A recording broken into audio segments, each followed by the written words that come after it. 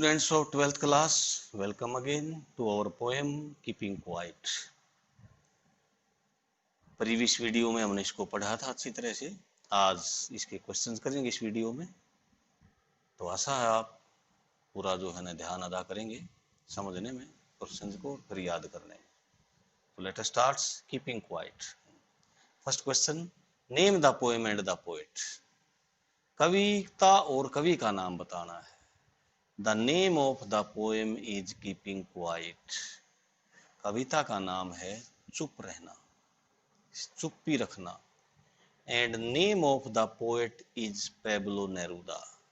और कवि का नाम है पेब्लो नेरूदा। हम इसको ये भी कह सकते हैं, the poem, name of the poem is keeping quiet and by Pablo Neruda. यूं भी कह सकते हैं, the poem is keeping quiet and the poet is Pablo Neruda.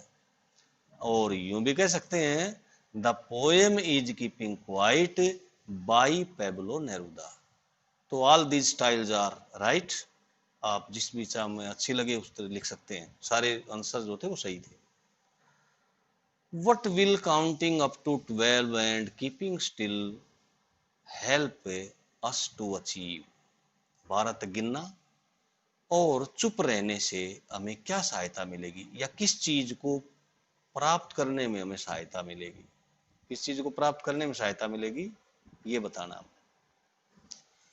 The poet means that, कवि का अर्थ है या चाहता है कि we should stop all our activities for a moment. एक पल के लिए हमें सारी क्रियाकलाप रोक देने चाहिए, गतिविधियां रोक देनी चाहिए। एंड डू क्वाइट इंट्रोस्पेक्शन, और चुपचाप आत्मनिरीक्षण करना चाहिए। आत्मनिरीक्षण क्या बताया था मैंने? अपने बारे में अपनी जांच पड़ताल करना, अपने कामों के, अपने विचारों के जो है ना, अपनी योजनाओं के बारे में जो है खुद पड़ताल करना, जांचना, या वही फिर सिंपल लैंग्वेज में कहें, अपने अंदर झांकना। हाँ, it will help us to restart our activities. ये सहायता करेगा रीस्टार्ट, फिर से स्टार्ट करने में, दोबारा शुरू करने में, हमारे क्रियाकलापों को फ्रेश, ताजा, दोबारा ताजा शुरू करने में ये हमारी सहायता करेगा। It will increase fraternity, fraternity भाईचारा, ये भाईचारे को बढ़ाएगा। It will break the sadness, और ये उदासी को भी तोड़ेगा। क्या? कुछ पल की चुप्पी, सब एक बार कुछ पल के लिए काम छोड़ दें। Third, do you think the poet advocates total inactivity and death? क्या आप समझते हैं कि जो ये कवि है, एडवोकेट माने समर्थन करना, उसका सहारा देना, कह लो, उसकी तरफ से बोलना, प्रवक्ता होना। टोटल इनएक्टिविटी मतलब कुल निष्क्रियता, मतलब बिल्कुल निष्क्रियता। एंड डेथ, जो कि डेथ के समान ही होती है। क्या कवि इसका पक्षधर है मृत्यु का, या बिल्कुल काम कर धंधा बंद कर देना हमेशा के लिए? क्या इसका पक्षधर है?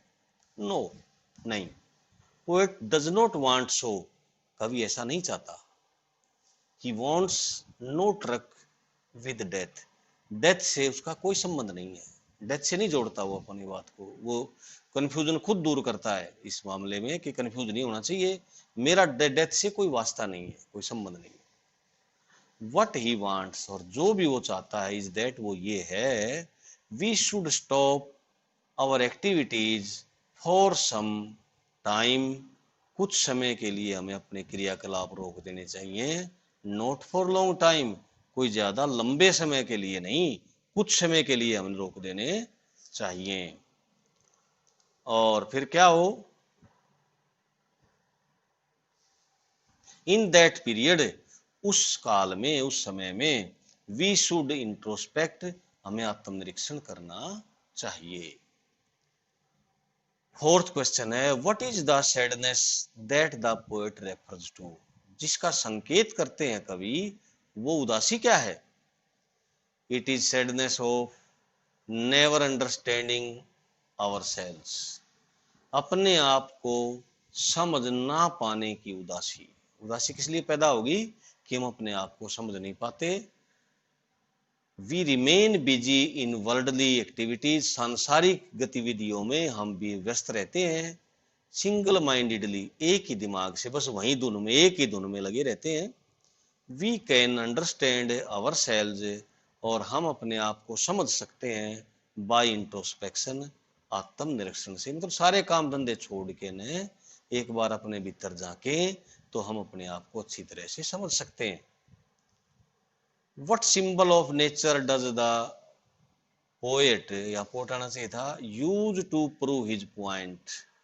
हाँ, तो कवि जो है अपनी बात को प्रूव, पॉइंट, बात को सिद्ध करने के लिए प्रकृति के किस संकेत का, प्रतीक का सहारा लेते हैं। Poet uses the symbol of earth, पृथ्वी के प्रतीक का सहारा लेते हैं। ही सेज, वो कहते हैं, दैट इन विंटर, की सर्दी में, the earth seems to be dead, मृत हुई दिखाई देती है। धरती कैसी दिखती है सर्दी में? जैसे मर गई है, सब कुछ थम गया है। बट लेकिन जस्ट आफ्टर इट, ठीक इसके बाद, the earth is alive in spring, बसंत में जी उठती है, धरती जिंदा उठती है। With new colours and beauties, नए नए रंगों और नई नई सुंदरताओं के साथ बसंत में धरती जी उठती है, जाग जाती है।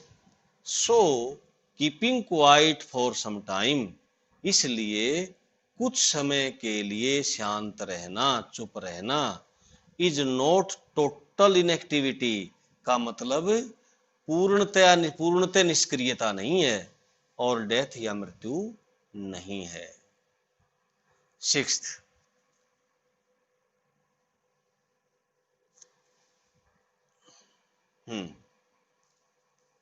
What does the poem keeping quiet teach us, ये जो कविता है कीपिंग क्वाइट, ये हमें क्या सिखाती है? द अर्थ सीम्स डेड, धरती मृत दिखती है, बट प्रूव्स अलाइव, लेकिन जिंदा सिद्ध होती है। सिमिलरली, उसी तरह से, उसी ढंग से, after the silence and introspection, कुछ समय की चुप्पी और आत्मनिरीक्षण के बाद, we can start our activities, हम अपनी क्रियाकलापों को शुरू कर सकते हैं। In better and purposeful manner, ज्यादा अच्छे तरीके से और उद्देश्यपूर्ण ढंग से।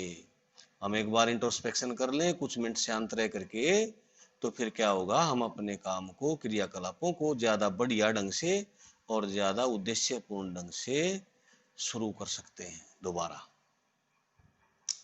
Seventh, why does Neruda want war industries to suspend work, Neruda क्यों चाहते हैं, कवि का नाम है ना पेब्लो नेरुदा, तो नेरुदा क्यों चाहते हैं कि जो वो उद्योग जो युद्ध का सामान बनाते हैं, वार इंडस्ट्रीज, युद्ध से संबंधित सामान बनाने वाले जो उद्योग हैं, वे कुछ समय के लिए अपने काम को स्थगित कर दें। स्थगित कर दें कि आज बनाना है तो कल बनाएंगे, कल बनाना है उसको परसों बनाएंगे, कुछ समय के लिए स्थगित कर दें, मुलतवी कर दें। उर्दू में कहें तो मुलतवी कर दें, पुट ऑफ कर दें। ऐसा क्यों चाहता है कवि? There are people who enjoy making wars, ऐसे भी लोग हैं जो युद्ध की तैयारी करने में, युद्ध करने का आनंद उठाते हैं, लड़ाई में भी आनंद ढूंढते हैं। दे वॉन्ट विक्ट्रीज, उन्हें जीत चाहिए। इवन इफ, चाहे, there is no survivor after victory, जीत के बाद चाहे कोई भी जिंदा ना बचे, लेकिन उन्हें जीत से मतलब है। Victory with no survivor, poem में आया था कि जीत हो जाए, कोई जिंदा ही ना बचे तो क्या बने उस जीत का, क्या काम आई वो। द पोएट सेज दैट, कवि कहता है कि आफ्टर इंट्रोस्पेक्शन, की आत्मनिरीक्षण के बाद, दे लुक अपॉन अदर्स, वे दूसरों की ओर देखेंगे, एज ब्रदर्स, भाइयों के रूप में, नोट एनिमी, दुश्मन के रूप में नहीं।